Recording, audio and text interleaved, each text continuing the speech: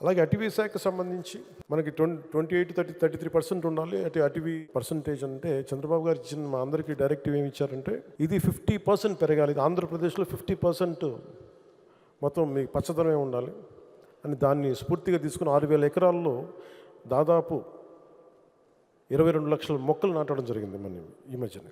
అలాగే road side greenery improve చేసే ప్రయత్నంగా ఇప్పటి వరకు 14 కిలోమీటర్ల పొడవున కొన్ని 5,800 మొక్కలు నాటాం. అలాగే పెరుగుతున్న వైల్డ్ లైఫ్ సమస్యలు, ముఖ్యంగా elephant and man animal conflicts ఉంటాయి, మీ అందరికీ తెలుసు.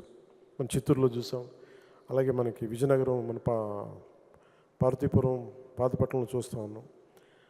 వెంటనే తీసుకెళ్ళి చాలామంది వైల్డ్ యానిమల్స్ కానీ జంతువులు కానీ అటాక్ చేయటం వల్ల, ముఖ్యంగా ఏనుగులు పంటల నష్టం ఇటువంటి అన్నిటి వల్ల వీటిని దృష్టిలో పెట్టుకొని రాగానే కర్ణాటకకు వెళ్ళి 2 రాష్ట్రాల మధ్య అటవీ శాఖతో మాట్లాడి, అక్కడ గౌరవ అటవీ శాఖ మంత్రి గారితో మాట్లాడి 2 రాష్ట్రాల మధ్య నిర్మాణాత్మక సహకారాన్ని పెంపొందించే ప్రయత్నం జరిగింది.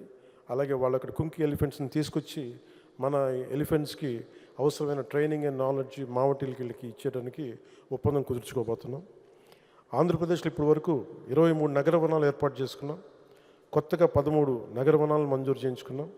కొత్త నగర వనాల కోసం 15,40,00,000 నగర వనాల అభివృద్ధికి మొట్టమొదటి విడతగా డబ్బులు విడుదల చేయడం జరిగింది.